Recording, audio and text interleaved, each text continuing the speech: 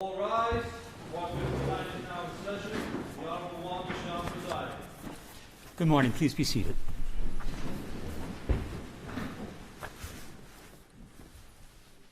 Calling Part 59 calendar number 1, Donald Trump, indictment 71543 of 23.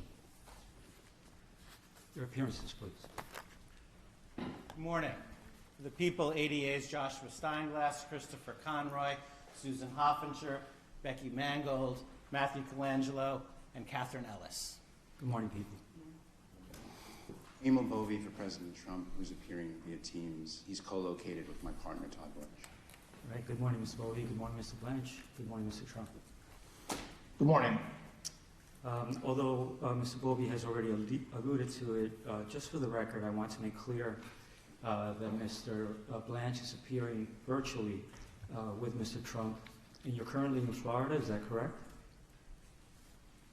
Yes, that's correct, Your Honor. Okay, and Mr. Trump's other attorney, Mr. Bovey, is with us in the courtroom.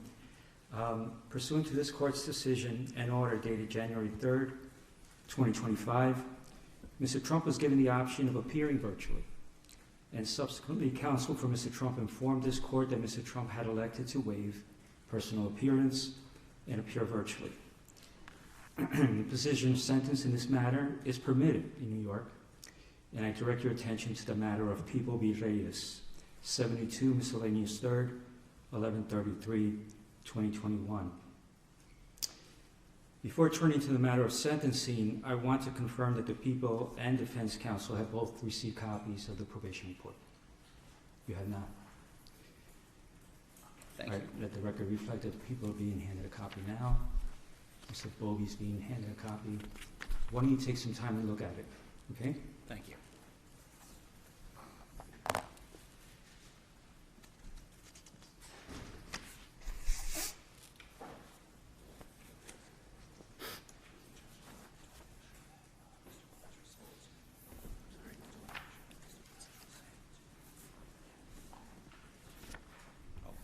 While the parties look at the probation report, Mr. Blanche, I'd like to confirm that you received an e-copy of the report. Yes, Your Honor. We received a copy this morning, and I have it in front of me. Is there anything about that report that you would like to put on the record? Nothing other than the fact that it was that some of the facts and procedural history, especially involving other cases, are not up to date because of what's happened since the date of the report. But otherwise, given what we expect is happening today, nothing. Okay, thank you.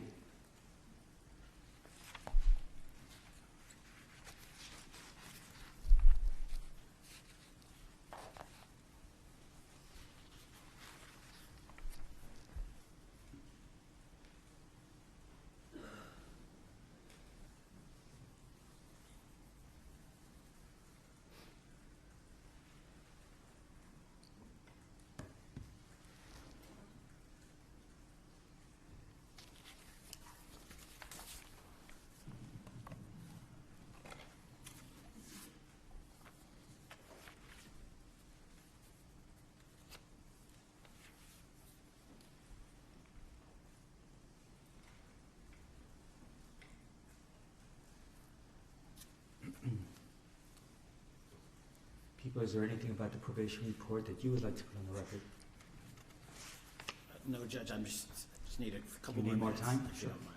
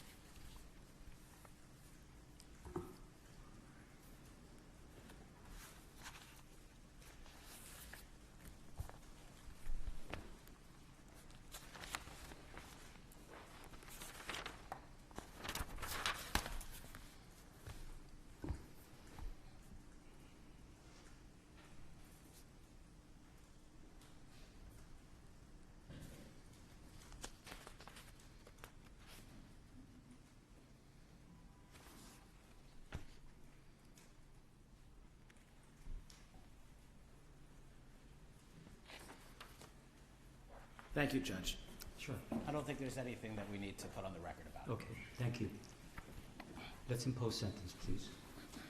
Donald Trump, you're before the court for sentence following the conviction by trial to 34 counts of falsifying business records in the first degree. Before being sentenced, the court will allow you, your attorney, and the assistant district attorney an opportunity to address the court with any matters relevant to sentencing. For the people, Thank you.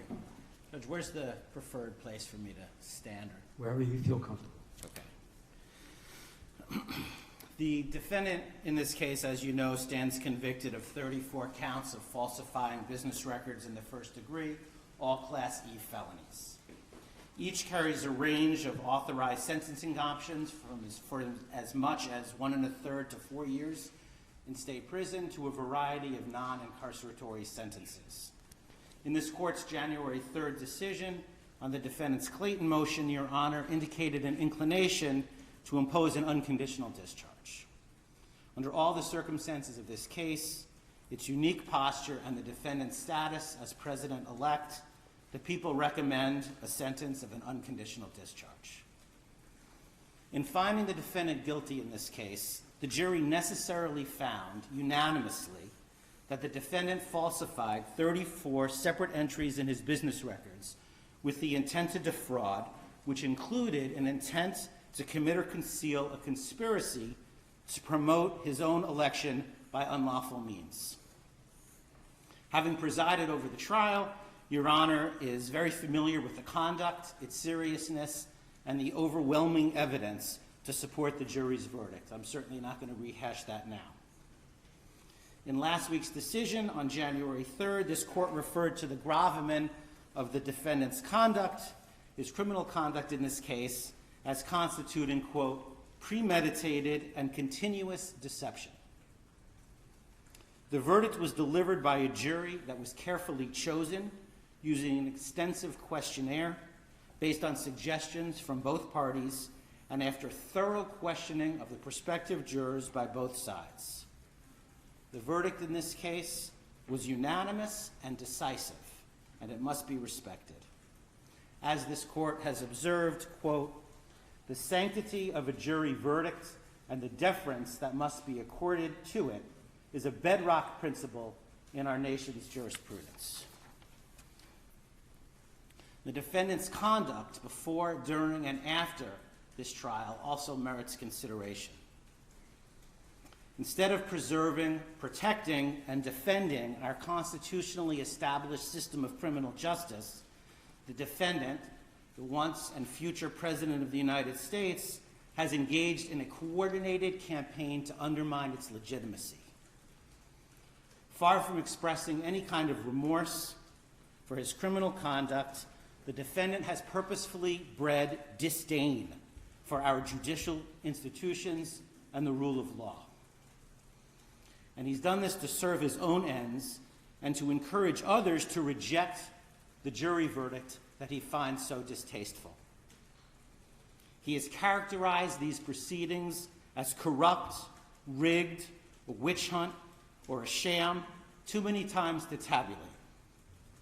The defendant's rhetoric has only ratcheted up since this court's rulings on his motions to dismiss.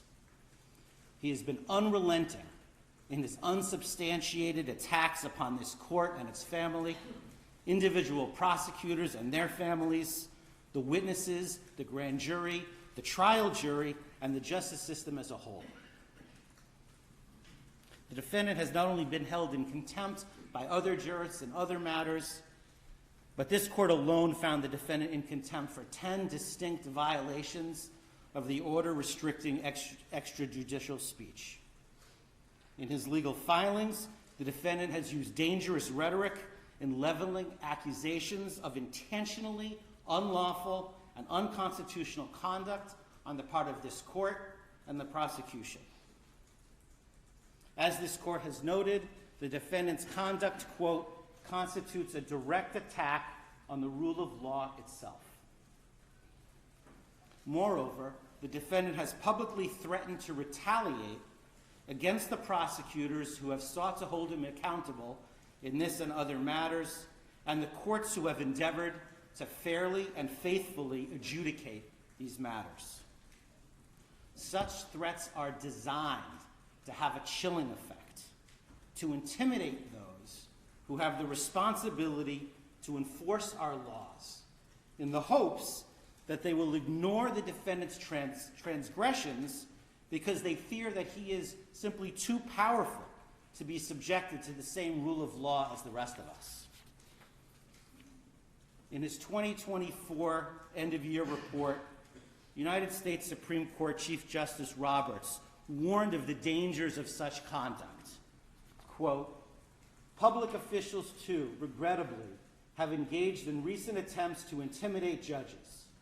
For example, suggesting political bias in the judge's adverse rulings without credible basis for such allegations," end quote. Chief Justice Roberts continued, quote, "Attempts to intimidate judges for their rulings are inappropriate and should be vigorously opposed. Public officials certainly have a right to criticize the work of the judiciary, but they should be mindful that intemperance in their statements when it comes to judges may prompt dangerous reactions by others." Chief Justice Roberts also spoke of the dangers of disinformation, which are, quote, "magnified by social media, which provides a ready channel to instantly spread rumor and false information." Put simply, this defendant has caused enduring damage to public perception of the criminal justice system and has placed officers of the court in harm's way. In the probation report, which we just received this morning, the author, having interviewed the defendant, noted that the defendant sees himself as above the law and won't accept responsibility for his actions. And that's certainly consistent with everything else that we've seen. Now, in a typical case, both the offense conduct and these other exacerbating factors would impact the appropriate sentence. But in this case, we must be respectful of the office of the presidency and mindful of the fact that the defendant will be inaugurated as president in 10 days. Any undischarged portion of a sentence has the potential to interfere with the defendant's performance of the duties of his office. As a practical matter, the most sensible sentence prior to his inauguration is an unconditional discharge. The court has expressed an inclination to do exactly that because, in the court's words, quote, "the most viable solution to ensure finality and allow defendant to pursue his appellate options is to proceed to sentence." Now, as you know, in New York, a conditional discharge is authorized by the penal law, quote, "if the court, having regard to the nature and circumstances of the offense and to the history, character, and condition of the defendant, is of the opinion that neither the public interest nor the ends of justice would be served by a sentence of imprisonment and that probation supervision is not appropriate." An unconditional discharge is authorized if a conditional discharge is authorized and, quote, "if the court is of the opinion that no proper purpose would be served by imposing any condition upon the defendant's release."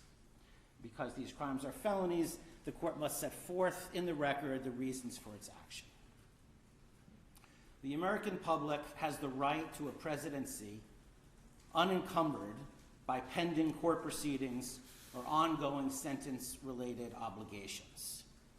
But imposing this sentence ensures that finality. Sentencing the defendant permits this court to enter judgment, to cement the defendant's status as a convicted felon while he pursues whatever appeals he intends to pursue. And it gives full effect and respect to the jury's verdict while preserving the defendant's ability to govern. The people therefore recommend that this court impose a sentence of an unconditional discharge. Thank you. Thank you. Counsel. Thank you, Your Honor. I very, very much disagree with much of what the government just said about this case about the legitimacy of what happened in this courtroom during the trial and about President Trump's conduct fighting this case from before it was indicted, to while it was indicted, through the jury's verdict, and even to this day. What the government just said presupposes something that we disagree with very much, which was that this was an appropriate case to be brought. It was not. This case, without a doubt, knowing everything we know about the timing of the investigation, the fact that multiple prosecutors looked at the fact of this case, including prosecutors within the district attorney's office in New York County, and made a decision not to bring charges. As the court knows, shortly after President Trump announced his intention to run for re-election, this case was started for what amounted to a third time, which brings us ultimately to where we are today. A lot of what the government just said presupposes that this case is legally appropriate and that the charges that were brought by the people were consistent with the laws of New York. Again, we very much disagree with that, and as everybody has been noted, because it's true, we certainly intend on appealing that. And it's not, by the way, just counsel and President Trump that feels that way. There's many, many, many legal experts that share the same views that I just said, which is that legally this case should not have been brought, both based on the facts that were established at trial and also on the legal basis for which they were brought. But it's also not just the legal experts, not just counsel, and not just President Trump, but the majority of the American people also agree that this case should not have been brought. I mean, the interesting thing about the fact that there was a trial for the first time in our history, a criminal trial during an election season, is that the American voters got a chance to see and decide for themselves whether this is the kind of case that should have been brought. And they decided. And that's why in 10 days, President Trump is going to assume the office of the President of the United States. And certainly we're here for the court to sentence President Trump to an unconditional discharge. And for that, it's a very sad day. It's a sad day for President Trump and his family and friends. But it's also, in counsel's view, a sad day for this country, because this was a case, without a doubt, that was brought by a district attorney who promised that he would go after President Trump if elected, and felt like he had to go through with that promise. And so that's sad. And I hope, and I know that President Trump shares this view, that this will never happen again in this country. And so we certainly understand where we are today. We very much intend on pursuing an appeal of this verdict and what happened during this investigation. And we certainly believe that the only appropriate sentence, if one's to be imposed at all, which we very much believe it shouldn't be, and that the case should be dismissed, is a sentence of an unconditional discharge. Thank you. Thank you. Would your client like to be heard? Yes, thank you, Your Honor. This has been a very terrible experience. I think it's been a tremendous setback for New York and the New York court system. This is a case that Alvin Bragg did not want to bring. He thought it was, from what I read and from what I hear, inappropriately handled before he got there. A gentleman from a law firm came in and acted as a district attorney, and that gentleman, from what I heard, was a criminal or almost criminal in what he did. It was very inappropriate. It was somebody involved with my political opponent. Part of the records that we're talking about, they're saying, I just noticed where he said I was falsifying business records. Well, the falsification of business records, as they say it, was calling a legal expense in the books where everybody could see them, a legal expense. In other words, that legal fees or legal expense were put down as legal expense by accountants.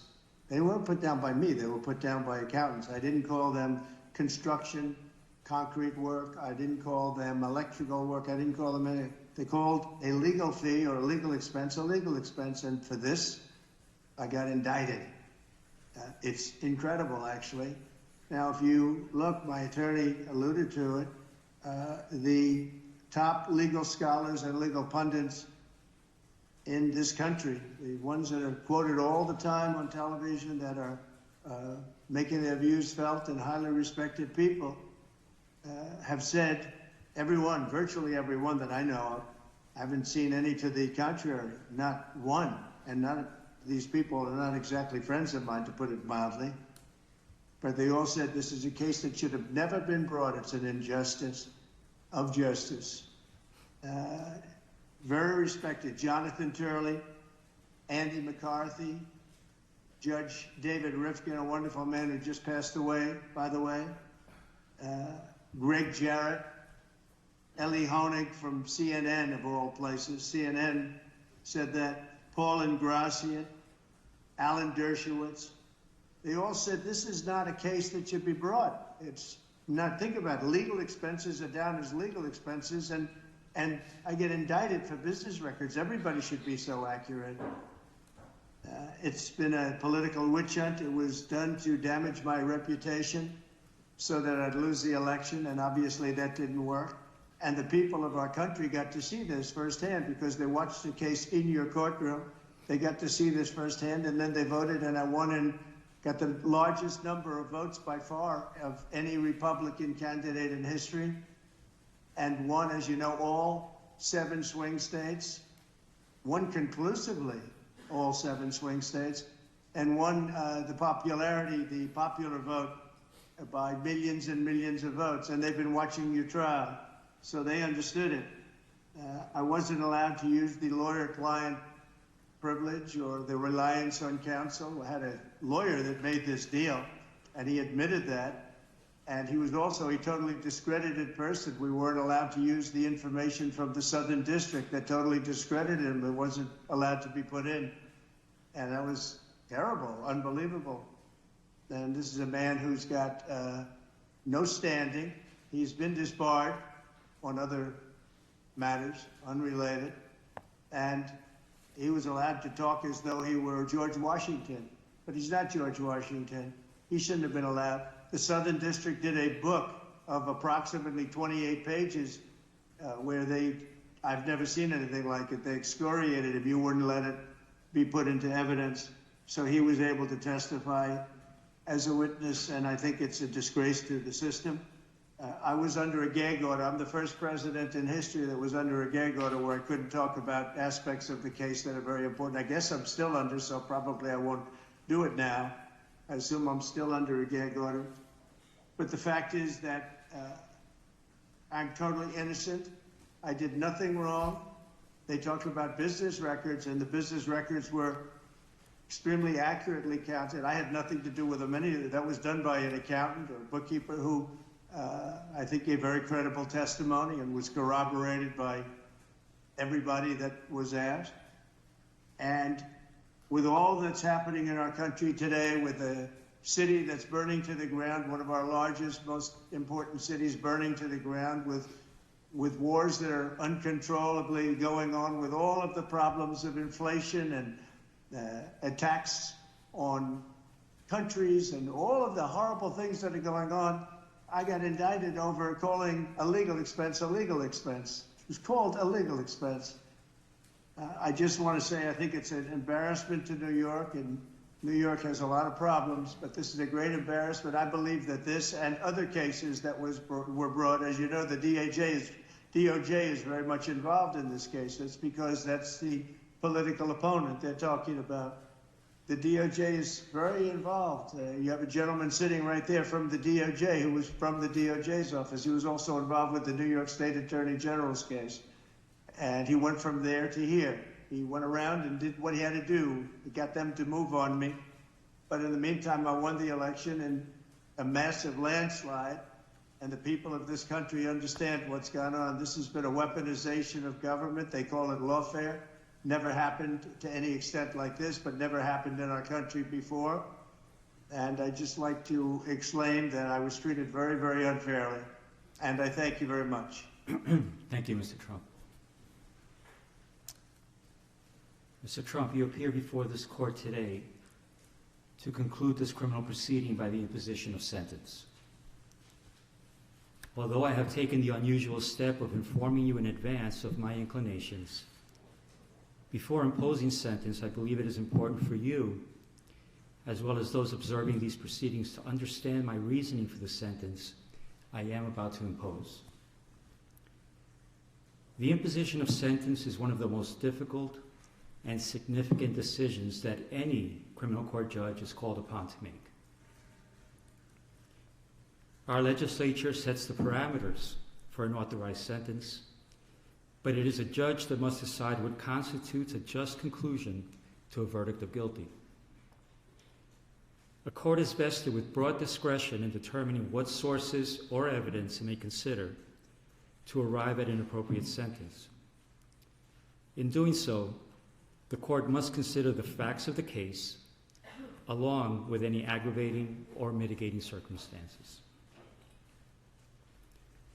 In my time on the bench, I've been called upon to grapple with this weighty responsibility for countless defendants who have been found guilty after trial for an assortment of offenses, ranging from nonviolent Class E felonies to the most heinous of crimes, including homicides, sex trafficking, and child sexual abuse. The task is always difficult and deserving of careful consideration, whether the sentence be an unconditional discharge or incarceration of 25 years to life. However, never before has this court been presented with such a unique and remarkable set of circumstances. Indeed, it can be viewed fairly that this has been a truly extraordinary case. There was unprecedented media attention, public interest, and heightened security involving various agencies. And yet, the trial was a bit of a paradox because once the courtroom doors were closed, the trial itself was no more special, unique, or extraordinary than the other 32 criminal trials that took place in this courthouse at the same exact time. Jury selection was conducted, the same rules of evidence were followed, opening statements were made, witnesses called and cross-examined, evidence presented, summations delivered, the same burden of proof was applied, and a jury made up of ordinary citizens delivered a verdict. And it was all conducted pursuant to the rules of procedure and guided by the law. Of course, part of what made it feel somewhat ordinary was the outstanding work, preparation, and professionalism of the clerks, court officers, court reporters, security personnel, and the entire staff of this building who did their jobs as they would with any other criminal trial. So while one can argue that the trial itself was in many respects somewhat ordinary, the same cannot be said about the circumstances surrounding this sentencing. And that is because of the office you once occupied and which you will soon occupy again.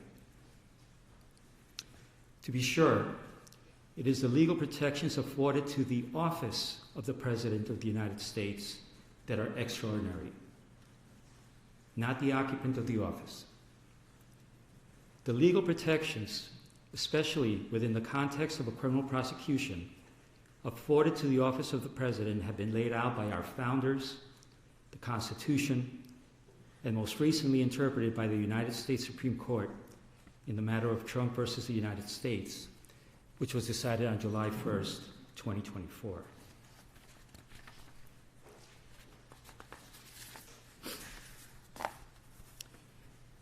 As with every other defendant in your position, it is my obligation to consider any and all aggravating and mitigating factors to inform my decision.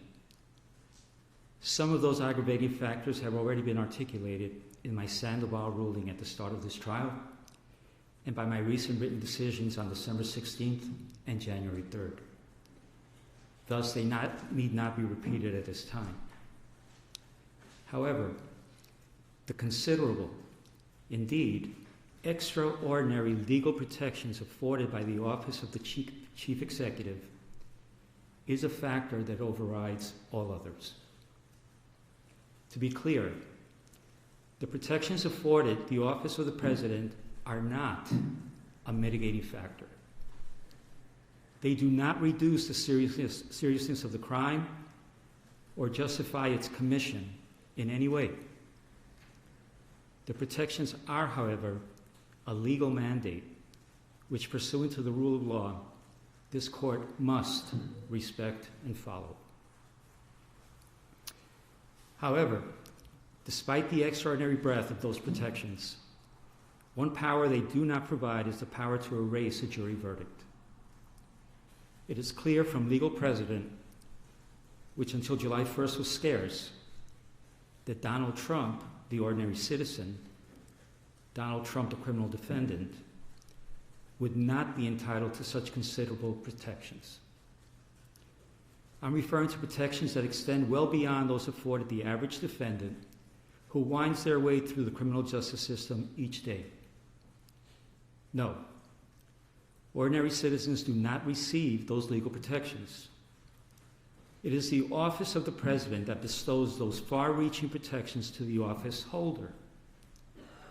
And it was the citizenry of this nation that recently decided that you should once again receive the benefits of those protections, which include, among other things, the Supremacy Clause and presidential immunity.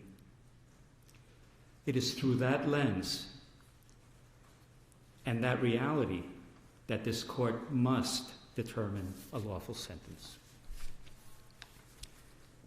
After careful analysis, in obedience to governing mandates, and pursuant to the rule of law, this court has determined that the only lawful sentence that permits entry of a judgment of conviction without encroaching upon the highest office in the land is an unconditional discharge, which the New York State Legislature has determined is a lawful and permissible sentence for the crime of falsifying business records in the first degree.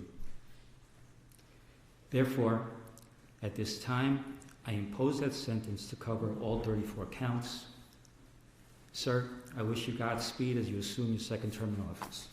Thank you.